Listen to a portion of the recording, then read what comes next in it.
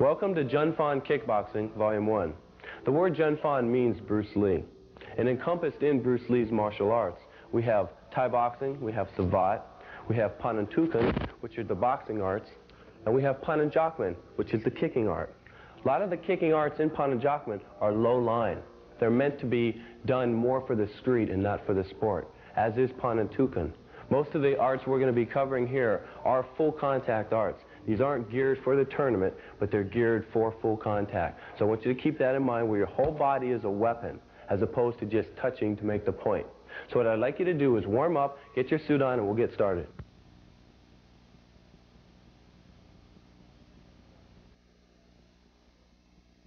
Now we're going to get started, and before I can even begin to go through any punches or kicks with you, we have to learn how to move. We have to learn how to stand.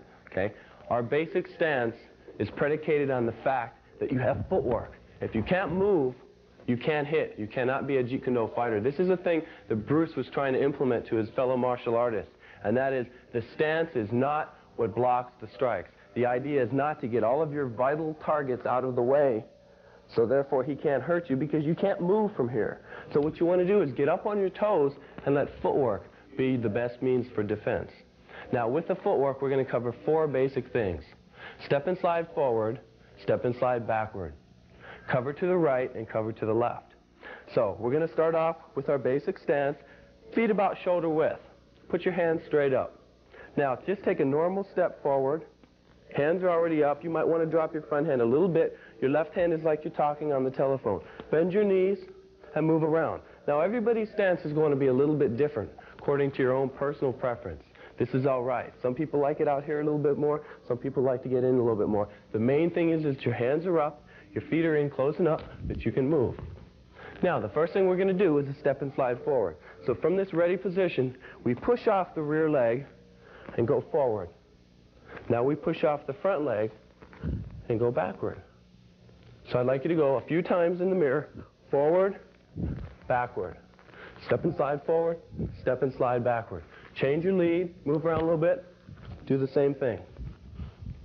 Now if you've got this down, the next thing we have to learn is to go sideways.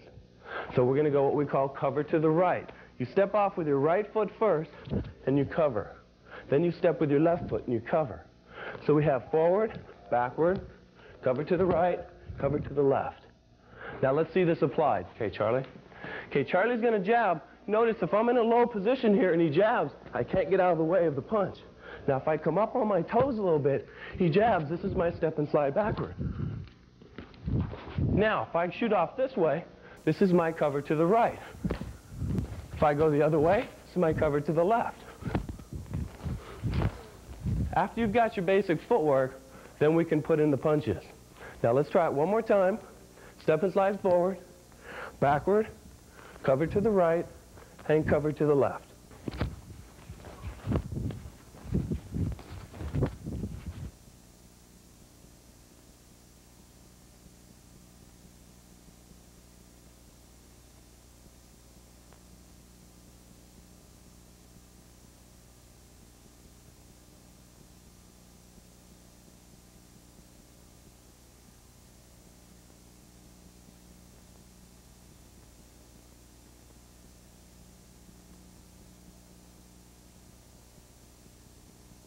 All right, now we're going to build on that footwork. We're going to continue with our evading. I'm not showing you any paths or blocks yet. We're just going to stay with our footwork and our evading.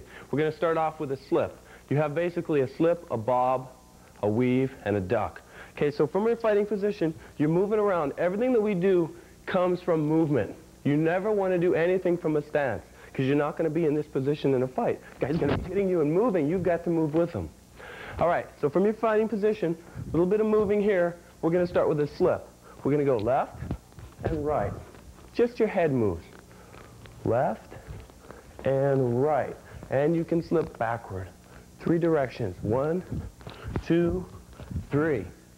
Backward slip is not used as much, but once in a while you can use it. Okay, let's go again. Backward, left, and right. Continue moving. 1, 2, 3. Okay, I want you to work at a slip at least 5 minutes a day in the mirror, as with the rest of these. Now let's take the slip and use it against an opponent. Okay, Charlie's going to jab. I'll start with a lateral slip.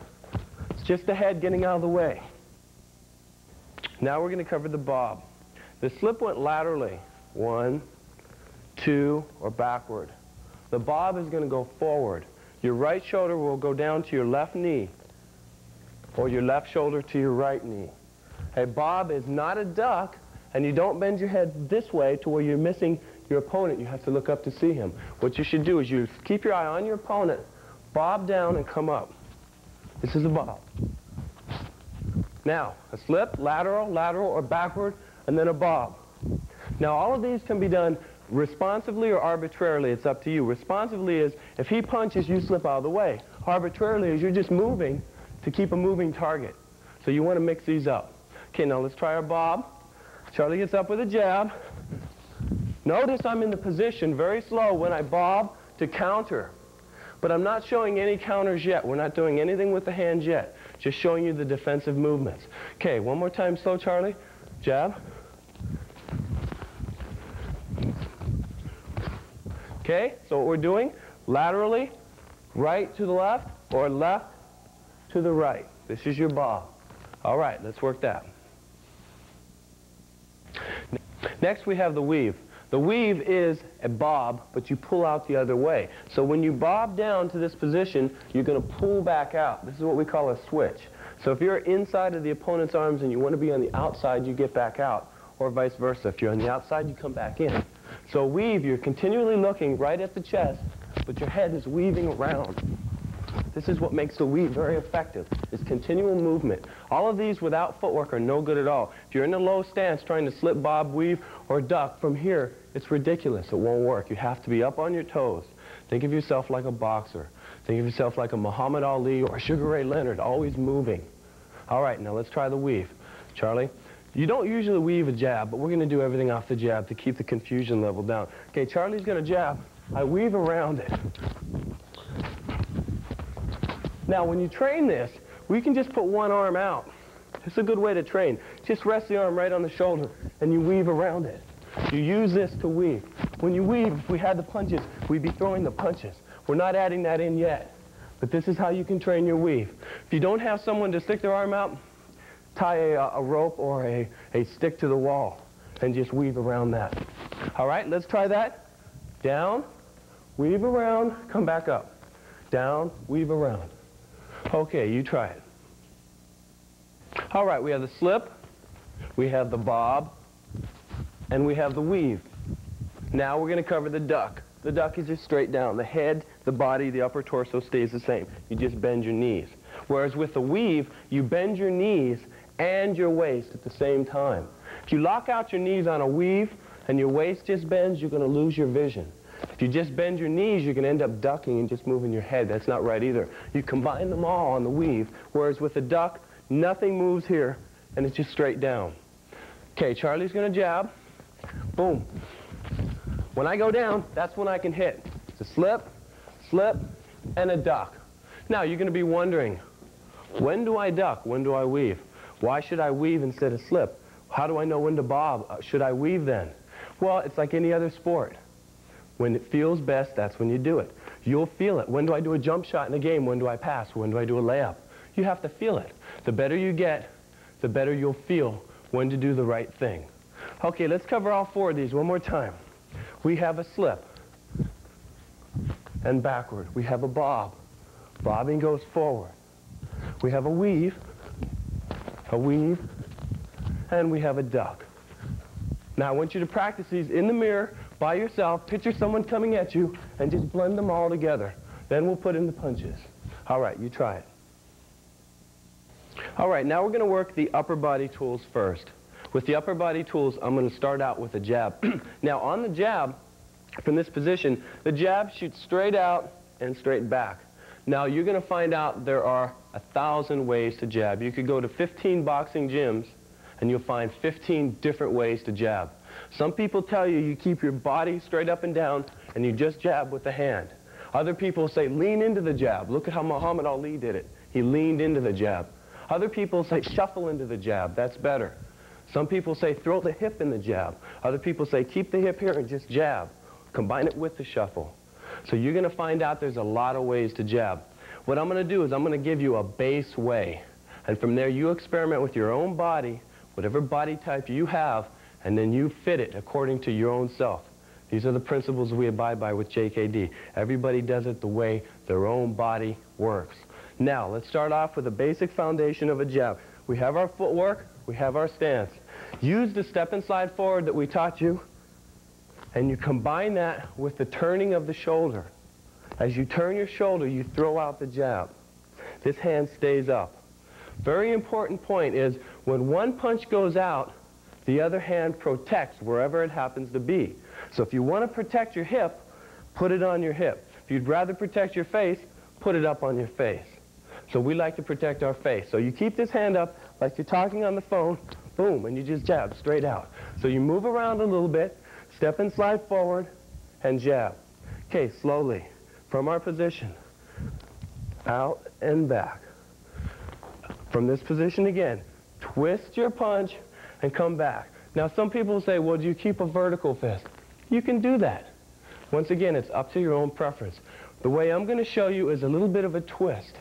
Tends to cut the skin when it hits a little bit better. So you step and slide forward, twist, and come back. Move around one more time. Out and back. Out and back. Okay, good. Now let's look at this from a side view. Notice I'm up on my toes. Look at the heel is not touching. I'm up on my toes. Step and slide forward. Very slow. Forward and back. Throw the hip into it. Twist the arm as you go out. All right, let's look at the application. Okay, Charlie's moving around. What I would do is I'm probing, boom, and this is when I come in and I jab. Now, the jab can be as an offensive arsenal to hit, or it can be as a stop hit. Now, as a stop hit, what I'm talking about is if Charlie were to throw another blow, I intercept that blow before it gets there. This is when you get into a higher level of tool. This is the actual meaning of JKD, the way of intercepting the hand and foot. So if Charlie is going to hit me with a swing, I'll use my jab to intercept the swing rather than wait, block, and then hit. Okay, so we're moving around. Charlie swings with his rear hand. Boom. This is my interception. Boom. So I'm keying in right now. When I see that shoulder rocking back, that's when I intercept it. So you can use the jab to intercept, or you can use it to hit, or you can use it to probe. You don't have to kill with every blow. You can probe with a few, boom, and then set up for the power shots later.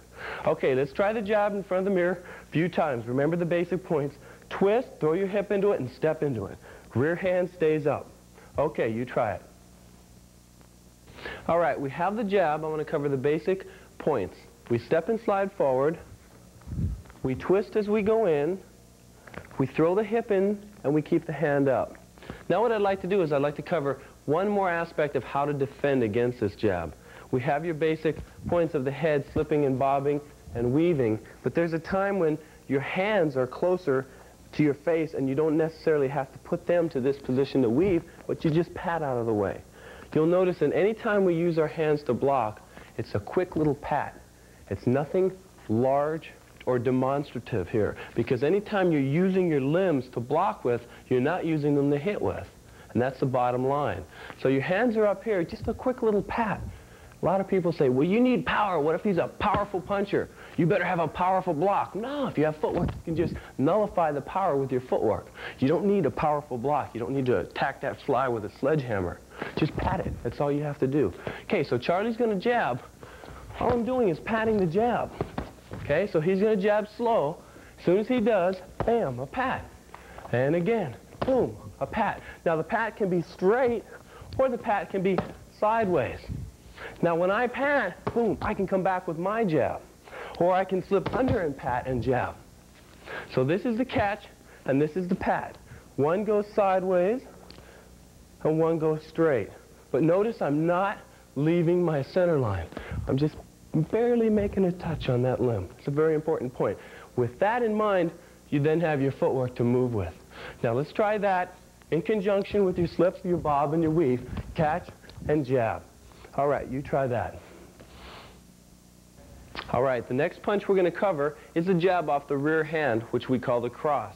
We call it a cross because it crosses past the body, but it shoots the exact same angle as a jab, straight ahead.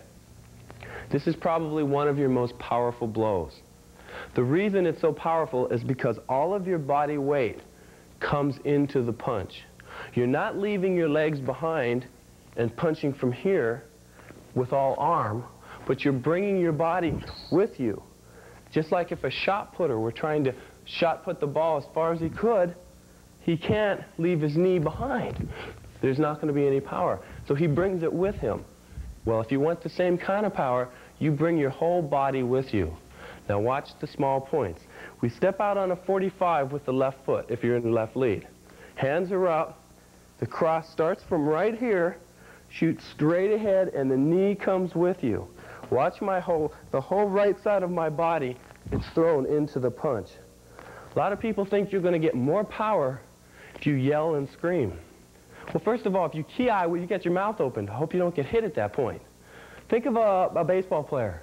If he's trying to hit the ball, you watch good baseball players. They stay here, they concentrate, boom, and they throw all their weight into the bat.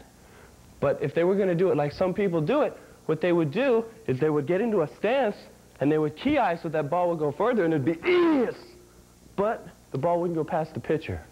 So what do? They keep light and they hit the ball, just like a cross. Okay, let's watch this in application. Okay, Charlie. Now, the defense against a cross is what we call a shoulder roll. So when I punch Charlie, he's going to do a shoulder roll. So we're right here, and this is the cross. Watch my leg. Everything comes with me. Usually your cross follows the jab. You set him up with a probe with the jab, boom, and then you come in with your cross. All right, you try that. Now what we're going to do is we're going to cover a different angle of attack. So the jab and the cross both attack the straight line, which is a straight line of attack. Could go high or could go low. Now we're going to attack the hook line. With the hook line, once again, the knee and the hip have to come into play. And once again, the rear hand is up. So from a fighting stance, I am going to rock my weight a little bit backwards, shifting from the front to the rear. Why the shifting of the weight? So I can hit with my whole body and not just my arm. So what I do is I rock backward and I hook. Watch my knee, watch my hip, watch the fact that my elbow and wrist are parallel to the ground. The more I get this way, the more I'm losing leverage, till eventually I have a ridge hand, which comes like this. To add power, what I do is I just bring the elbow up, and now it's like I'm hitting with the head of the hammer and not the side of the hammer. So you can hook this way, or you can hook this way.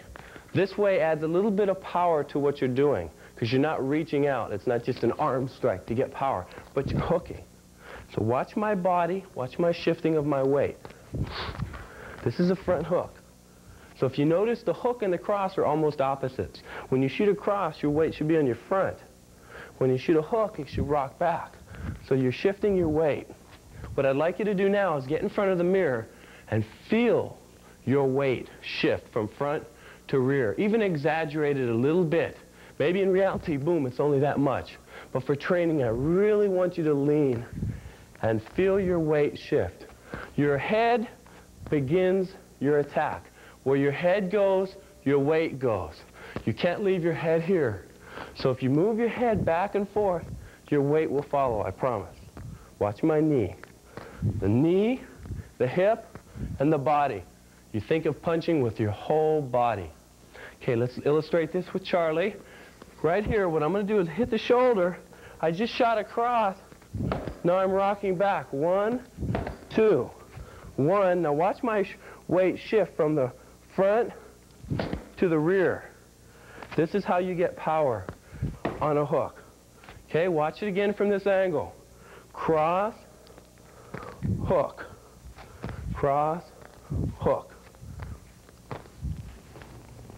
Okay, one more time.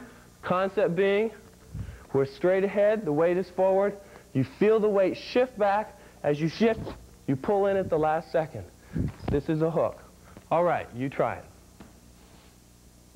All right, let's analyze what angles of attack we're learning. We have a straight, and we have a straight off the rear.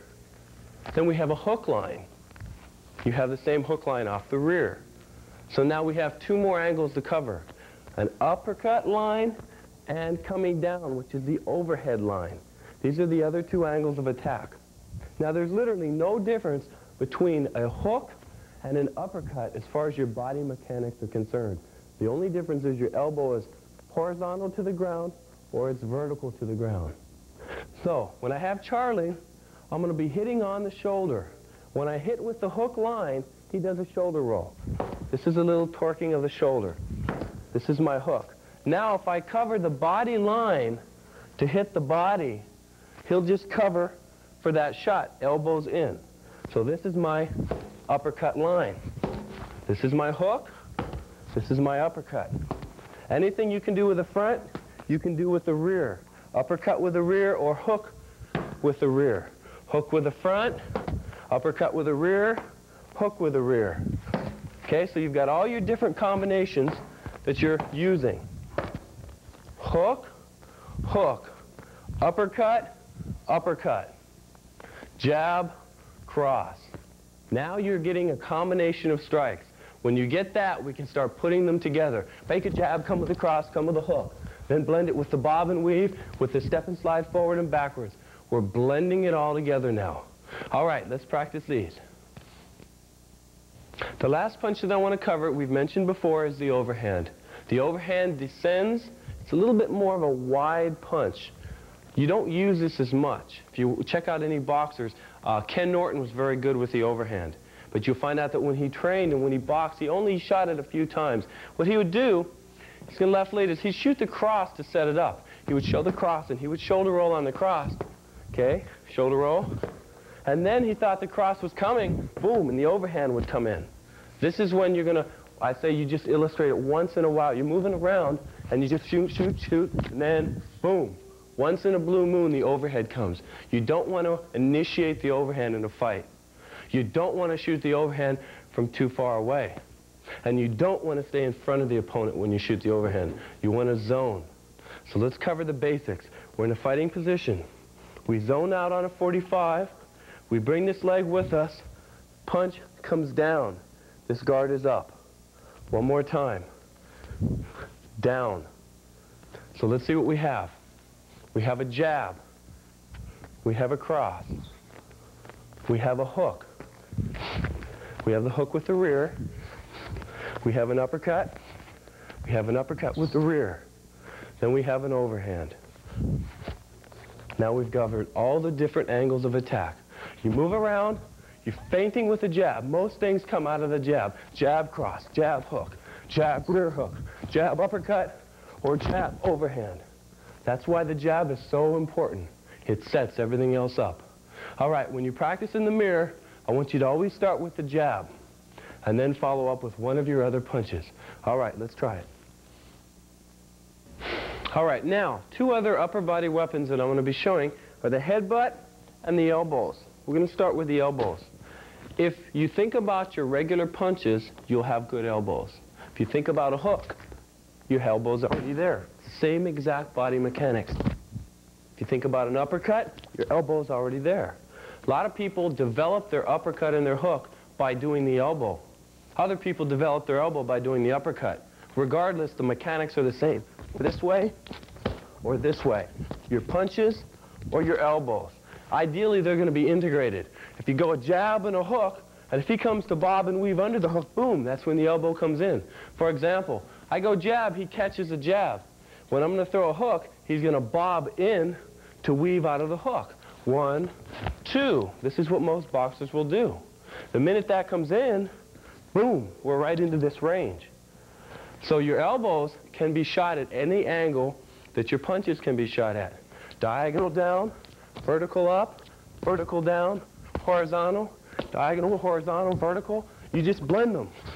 And then you blend them with the punches. And then there's a rare occasion where your hands are tied up and you can't use your elbows. This is where your headbutt and your knees come into play. Now, if I am tied up into here, boom, this is where the headbutt comes in, because the hands are tied up. You have three main lines on your body. The high line is from the neck up, which is your headbutt. Your middle line constitutes your hands and your elbows. Then your low line, which are your feet and your knees. When one line is closed, the other lines are open. So when to shoot your headbutt is when the other lines are closed. You're punching in here, and these are closed. Boom, this is your headbutt. This is the time that the headbutt is thrown. It's a rarity, but when it is thrown, if it's thrown at the right time, it's a very deadly tool.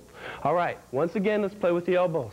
Hook, uppercut, diagonal down, rear, straight up, combined rear, hook, diagonal. Then we're going to blend them all together. Use your footwork, move around, probe with the jab, fire the cross, boom, this is where your elbows come in. Simulate the headbutt, the elbow, overhand. Just keep moving. Concept is everything is thrown from a moving position. You're always probing with the jab, and you have a good imagination. All right, let's get a mirror and you try it. Now that we've got our hands out of the way, we've got our jab and our cross, our hook, our uppercut, and our overhand, we're going to work the legs, the low line. What I'm going to do is I'm going to give you a few kicks from different arts. Little from Savat, little from Thai boxing, little from Pananjakman, which is the Filipino kicking art. Now remember, there's thousands of kicks. I'm going to show you a few kicks that I feel are pretty combative. We're going to start off with the front kick.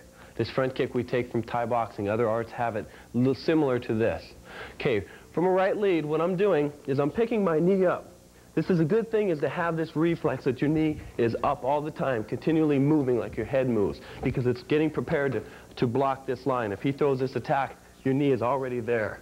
When my knee is moving up, I just descend it down. It's just a probe. This can be from another kick, but we always start to probe here first. So when we're moving around, all I'm doing is just picking the knee up once in a while. When it's up, the kick descends. It's just a tap. This isn't a kick that I'm going to run in and go, well, did I beat him? It's a kick that is just a probe, like a jab. The jab, jab probes to get something else in. That's what this kick is doing, continually harassing the low line. Okay, let's look at it from a frontal view. From the fighting stance, we pick up the knee. When the knee is up in the air, the kick is actually descending on the thigh with the ball of the foot hitting. It's not a pretty kick, but it's effective. Okay, let's try it a couple times. All right, you try that in the mirror. Now we're going to shoot the same angle of attack, which is a straight kick, only we're going to come off the rear leg. We call this an oblique kick. This is in the art of Pananjakman. We're staying along the same mentality as not destroying, not coming in with power, but just probing. This is one of those kicks where you're probing, just like the front kick I just showed you. Okay, so from a fighting stance, this kick is just probing out. I'm just snapping it out. What I'm doing is snapping the knee. I bring it up to here, and as soon as I get to this position, we could aim for the knee or aim for the shin. So slow. This is the oblique kick. This kick is real good as a probe. A lot of boxers, when they jab, they expect the jab to come back. As soon as he jabs, 1, 2. But a lot of times you jab, boom, boom, this comes back. As soon as he jabs it, this is the kick that comes back. This is a line they're not familiar with. So we use this as a probe. Okay, let's look at this shot from the side. Coming in, knees up, and it turns at the last second. Notice that my hands don't move. I never drop my hand down when I kick. I keep the hands up all the time. I don't affect the upper line at all when I'm kicking with the low line. Okay, let's look at it from the front. Oblique kick. And this view. Now, the final kick I'm going to show you as a probe, before we get into any what I call power kicks, is going to be the front roundhouse kick. We're going to implement it with the shuffle. You might hear me call this the hook kick. We call it a hook kick because it comes at the same angle as a hook. A lot of people call it a roundhouse kick. We'll use that terminology. Okay, from a fighting stance, we're moving around a little bit. I'm out in this range. I have to close the gap. This is my probe. So I close the gap and I kick. So what I'm doing from a moving position is moving around, close the gap to here, and kick. If you notice from my fighting stance, I bring my rear leg to my front. The minute this comes in, it's what we call pendulum footwork before I come down. Your targets can be the inner thigh, the groin, the knee, or the shin. For training, I recommend you take the inner thigh. It's one of your better targets. Okay, so we move around a little bit, shuffle in, and kick. That's all I want you to do. Let's look at that front. From this position, bring the rear leg up. Notice where my hands are. Rear leg comes up, knee, hook kick, and back. We're attacking with the instep of the foot. The instep is hitting the shin. Okay, so from a position, boom. Okay, let's look at it from the side. Move around, remember, hands up, continually moving on your toes, shuffle and kick. One more time, shuffle and kick. Okay, you try that. Now what we're going to do is we're going to cover the first kick that I call a power kick. It's not a probe. It's not a kick to just get his attention. This kick has power. The first prior 3 kicks I was showing you was sort of like the jab. Probe, probe. Okay, the front kick was a probe, the oblique kick was a probe, and the quick hook kick low was a probe. Now this is going to be a power kick. We're going to go off the rear leg and we're going to attack the thigh. A lot of arts attack this particular weapon. Savate attacks it, Thai boxing attacks it, Pananjakman attack it. They attack it in different ways. I'm going to show you a few ways. One of them is with your instep hitting his thigh. When your instep hits his thigh, you're in a particular range for that particular weapon. He's in a left lead, he comes up to me. From this position, my instep is hitting the thigh. Now, if I were a little bit closer, Thai boxing would come into play, and I would take it with the whole shin. Notice the whole shin attacking the thigh. Just chop him down with that shot. A lot of people like to approach you with this target, thinking that these are the only targets that they have on their body, and they don't acknowledge this as a viable target, so they just give you that, like this sort of stance. The fight's already won. It would be like a boxer approaching another boxer like this.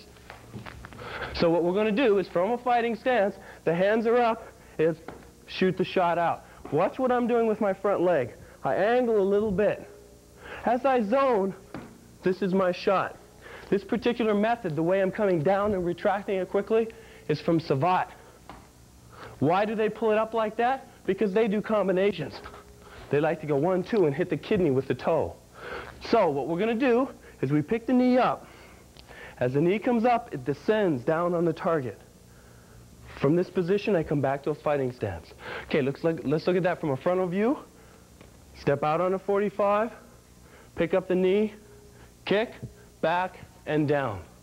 Okay, from the side. Moving around a little bit, you're up on your toes, and down. We're going to keep everything about waist level or lower.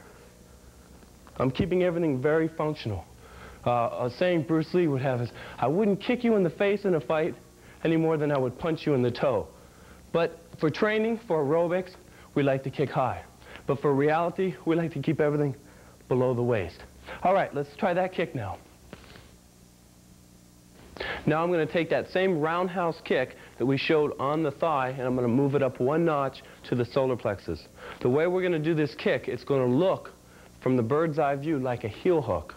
For example, when you see this, it looks like I'm hitting with my heel. But in actuality, the trajectory of the kick is that it comes straight up, just barely hits, and pulls out. A lot of people think that Savate does not have the power because of the way they kick. And if you see a Savate man hitting the heavy bag, it won't sound very powerful. It'll be more of a flick, almost like saying, oh, that eye jab doesn't have enough power. But when you do land a Savate kick to the organs, which is where they aim, the solar plexus, the groin, the throat, the kidney, the way the kick is dispersed, the energy, it's in and out quickly. They pinpoint the energy. And this is when you get a Savate shot, you get nauseated and you just don't feel like fighting anymore. It's not the same kind of power as a powerful Thai shot that's going to hit on the leg and affect the man immediately. But it is an important type of power to have in your arsenal. Okay, let's look at this kick now. He's in a right lead. He's in a fighting stance. What I'm going to do is I pick up the leg and I shoot it in. Now, a lot of people, they couldn't get this shot in because of the elbows here. But if you notice, we kick with the toe, aiming just for the solar plexus. If he blocks with his elbow, when my kick comes up, then I just move it to the throat, which is our next target. So this shot here, once again, the throat wouldn't be in the street. It would be more in a good sparring match. We like to keep it low in the street. So as we're moving around here, this is the shot. It just flicks in. The more his elbows are in tight, the more I just go right in between them. So when my front leg comes up, he doesn't really know if it's going to go here, if it's going to go here, if it's going to go here, in between, or if I'm going to go low to high. This is the combinations that we can do, all with the front leg. Looking at it from a side view, it's going to look like a heel hook to you. The toe comes up and out. Once again. But if you look at it on a person, I'm coming straight up with my kick and pulling it out. That way you're armed for the next kick. The minute they kick this, boom, they can come in again. Most important part of this kick, your hip faces the opponent. You don't do the kick coming in, but you turn first. Up and out. Okay, you try that. Now we're going to cover the side kick. I'm going to give it to you in two methods. More of an offensive shot, and then one is more of a defensive shot. Stop hitting the opponent. As an offensive shot, we're going to show it to the thigh. Could go to the knee, could go to the hip, could go higher if you are just playing around. Okay, from a fighting stance, what I'm doing, I'm moving around. If my right foot is a little bit more this way, this is going to dictate that I'm going to come in with a side kick. Whereas if my right foot is a little bit more this way, chances are I'm going to come with a hook kick. This is why we do which kick. So from a fighting stance, we're going to assume you're a little bit more sideways to the opponent. You pick up the knee. Now from the knee picking up, boom, just come straight down and back. That's all I want you to do. Just go straight down and back with that. From this position, when you go down, the foot can come back up and hit the face. This is a feint. This kick is a lot like the front kick we showed you that just paws down. So looking at it straight ahead, pick up the knee. When the knee is up, you drive it down. One of the things we do different is we kick with the whole bottom of the foot. We don't have a blade. We just kick with the bottom of the foot. Looking at it from the side, moving around, out and back. We don't feel that the blade is necessary to kick. Many years ago, they would put hemp rope and seashells on the shoe and tie it on. And when they kick, it was literally the blade of the foot. Well, Nikes don't have shoes like that. We don't need to do that. We have the bottom of our foot. It's a more solid kick. Boom, out and back. Okay, let's practice that in the mirror. Now we're going to cover the knees. So we have a basic foundation of feet, hands. We covered some elbow. We covered some headbutt. Now we're going to cover the knee. The point I want to bring up concerning the headbutt, the elbow, and the knee is that when you train, you have to know how to train these tools. You have to put them on, but put them on to the proper targets. For example, if I'm training with Charlie and I throw a few jabs out and he thinks the cross is coming, he's going to shoulder roll. If I see him shoulder roll at this point, I can train the elbow right on the shoulder instead of on the head. From this position, this is the best spot to knee. But for training, what I'll do is I'll maybe knee into his glove, or I'll knee this way with my thigh hitting instead of the tip of my knee. So you can train the elbows with pretty much veracity here and don't have to hurt him. Same thing with headbutt. You simulate the headbutt. So the headbutt obviously is simulated. This you can be training, and this you can train with. So you want to know how to train. It's very important, because you want to make contact when you train. You don't want to pull your punch. The most important thing a boxer has over other styles of martial arts is that he is making full contact all the time. The criteria is that he knocks the guy out. He inflicts pain and damage to the other person. Not that he tags, makes the point, and had he have gone with full power, he would have hurt him. This isn't the mentality. This is why most ring sports where they're actually trying to do damage to the opponent have an edge over most sports that are just tournament oriented. Okay, now let's look at the knee. I'm going to tie up in Thai boxing position and show you how to train it. The first thing is the Thai boxing position. Charlie's going to put two hands here, and I'm going to put two hands here. This is a lock-up position. You'll find yourself in this position a lot if you're fighting full contact. Now what I'm going to do is I'm going to come with the knee. He'll drop his elbow down, and this is what I'm training it. Same shot again. Now I'll shift over to this knee. Every time I train, I pull the head a little this way as a deceptive maneuver. Then the knee comes up. Okay, let's work it again. Then after I go knee, go elbow, elbow. Notice I'm simulating the elbow, hitting with my forearm instead of the tip of the elbow. So I go 1, 2. Okay, let's look at this in the air. From this position, I hook up on the neck, come in with the knee. This is the way you train. From this position, you're looking in the mirror, you're moving around. Knee, knee. The knee comes up on a diagonal and back down. Okay, you try that. Now what I'm going to do is I'm going to elaborate on how to get out of the way of kicks. Notice I didn't say block, and the reason I didn't say that is because we don't block kicks. The first thing we'll do is we'll work footwork. Mark's going to give me a shuffle roundhouse kick to the low shin, and I want you to watch my footwork when I get out of the way of this kick. Okay, good. Now, there are two more ways. These are both superior to getting out of the way because we're going to hit on the first motion. One comes from the Filipino martial arts, and its stem is from the stick or the knife. Whereas if you defang the snake is harmless. If you smack the hand on the first beat, you get rid of the stick immediately. Concept is you're destroying on the first motion. So to get out of the way of the kick, we also destroy on the first motion. This is what we call a destruction, the knee going up. The second way comes from Jeet, meaning way of intercepting the hand and foot. So what we do is we intercept the kick with a stop hit. First, I'm going to show you the Filipino way. Mark comes with a kick here. This is the shot right on the knee. He comes again slow and low. This is the shot. This destroys the leg immediately. If he comes to the front, I do the same destruction right on the knee. Comes again, and this is the destruction. When you get your shin hit, going full contact on the tip of the knee, you might feel a little bruise on your knee the day after, but the pain that he's going to be receiving on the spot will put him out of commission. Now, the second is the stop hit. This is the most important. This is the Jeet concept. Mark's going to come in with a fast side kick. I get out of the way. Now, if I can't get out of the way when that comes in, that's my stop hit. I stop hit the kick initially by using the attributes of awareness and timing. When you blend the two together, the Jeet concepts and the Filipino martial arts with the destructions, you have a totally different animal. All right, let's take our basic tools and put them all together now. We start with a jab. We got the cross. We have the hook, uppercut, overhand. We have our front kick. We have our oblique kick. We have our rear leg hook kick. We have our savate kick that goes up.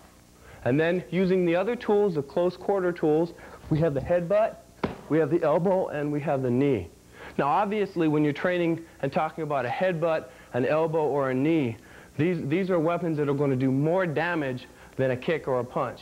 These are tools that are guaranteed going to generate the damage on the opponent. You have to watch it when you're training. When you're training with a partner, you have to be careful with your elbows.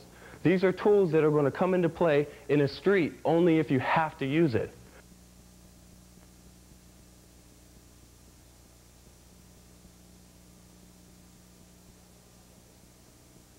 Now that we have our basic punches, we have our jab, our cross, our hook, our uppercut, and our overhand, and our basic kicks. We have the Thai front kick, we have the rear leg hook kick, we have the front shuffle hook kick from savate, and we have the oblique kick. Putting these kicks together with the punches in the air gives you form, gives you speed. But there comes a point where you're going to want to work power. You're going to want to work wind and endurance. This is what the heavy bag is. As a special note to heavy bag training, I'd recommend that you use hand wraps.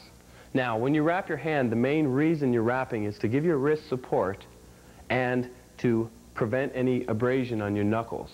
When you hit, a lot of times you rip your knuckles, particularly if you don't hit solid. So what we're going to do is we're going to take the hand wrap. There's a million ways to wrap your hands. I'm going to give you a basic way. We take the hand wrap and we let it drop straight down. You want to keep it so it doesn't get knotted up here. Now, what you're going to do is you wrap it around your wrist, pulling it as tight as you can on a slight diagonal. Do this about 4 times.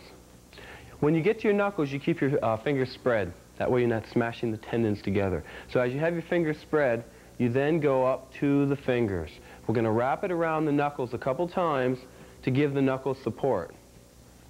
Now what I'm going to do is I'm going to crisscross around the thumb 1 time, and I'm going to cut back to the wrist again, if you notice how I did this. And then I go back to the wrist again, and we're going to end up at the wrist. Now, if you have particular problems with the wrist, you might want to wrap it there more. If you have particular problems here, you might want to wrap it here more. And then from there, you just tie it up to here, and you've got a nice tight wrap, and this goes inside your glove. Then you have a harder, tighter hand, and it'll prevent any kind of injury. Okay, Gary, come on up. We're going to start off with a jab. When you are the trainer holding the bag, you want to keep your partner in front moving well. You want to remind him that if his hand drops, you want to reach over and touch him if the hand is dropped. This is your job as the bag holder. Okay, let's start off with the front jab. Ready? That's it. Move around. Stick and move. That's it. Hand up. Move. That's it. Ready? Double it up.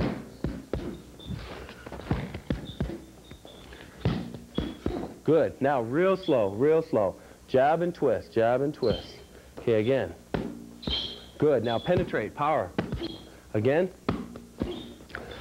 Now, notice how he's moving, continually moving.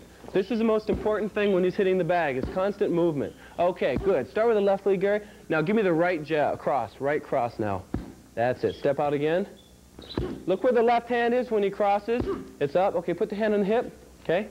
This is where you're wide open if you're boxing. Okay, hands up. Move around. Nail it. That's it. Again. Watch the rear knee. The rear knee comes with the punch. Okay, combination jab cross. Move around. That's it. Stick and move. Stick and move. Stick and move. That's it. Stick and move. And good. Cut. Okay, now, what we're going to do is we're going to implement the hook. When he hooks, I want you to look at the knee. Watch the power. Watch where he's generating power from. Notice when he punches, it's he's exhaling, the mouth is shut. This way, if you don't get your jaw broken, if your mouth is open. Notice Muhammad Ali broke his jaw against Ken Norton. This is because he was talking.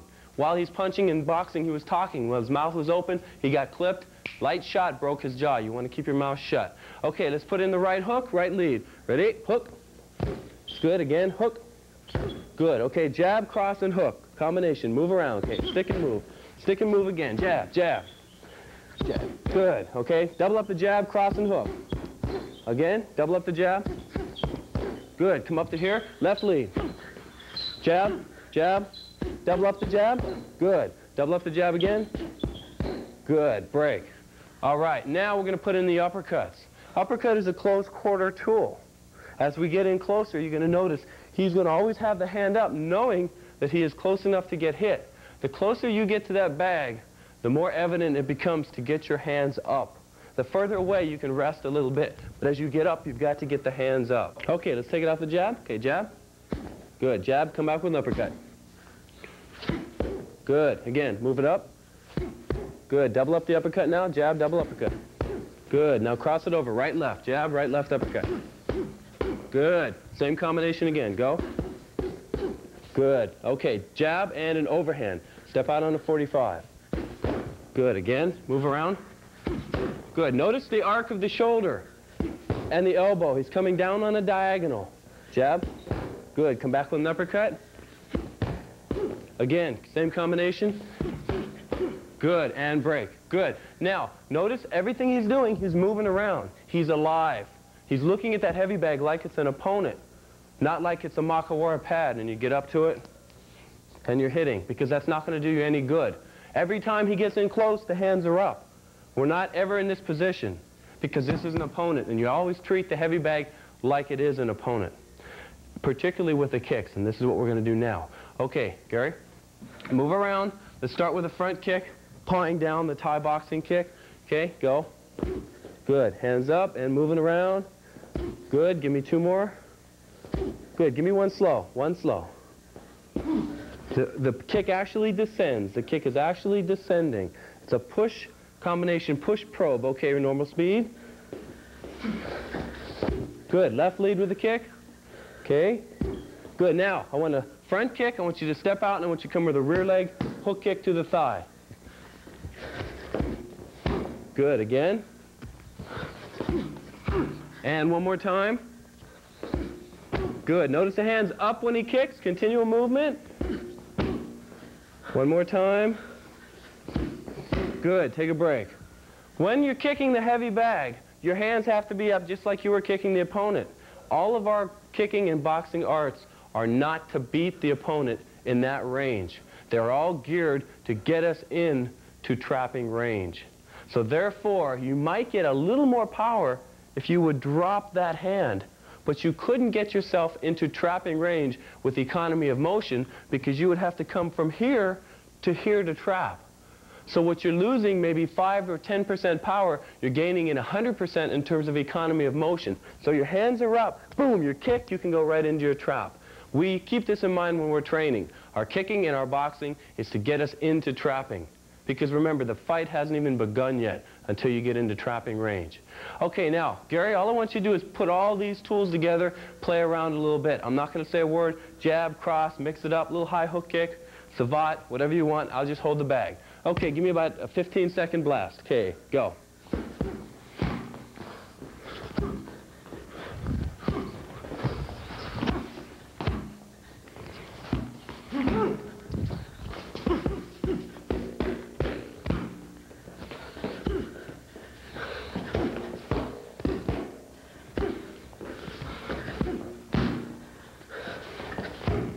Good. Break. Good. All right. That would be equivalent to maybe a half a round. That was about a 15-second, 20-second blast. We go minute, 2-minute, 3-minute rounds. Okay? Average, we'll say a 2-minute round. I'd like you to go at least work your way up to 5 2-minute rounds a day on the bag. You can get a little egg timer. Here's your wristwatch. We have professional timers you can get also.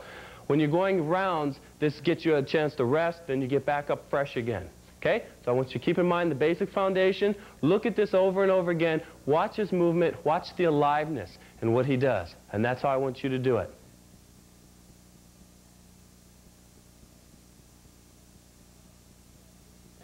All right, now that I've given you the basic foundation of Junfan kickboxing, which includes the footwork, includes the punches, the kicks, the destructions, and the stop hits, what we're going to do is we're going to cover drilling and sparring in tape 2. Now, you can't begin tape 2 until you've covered tape 1 and you've done it thoroughly. Once you practice at least 2 hours a week if you can get it in. 15, 20 minutes a day, work on all your basic foundation. It's like we're building a house, and if the foundation is weak, you can put all the other trim on it, but eventually it's going to be a weak house. We want to get you a strong foundation, a lot of practice, a lot of training, a lot of imagination when you train. Train with intensity. And then tape 2 is going to pick up where we left off with the brunt of our training. All right, thank you very much, and we'll see you in tape 2.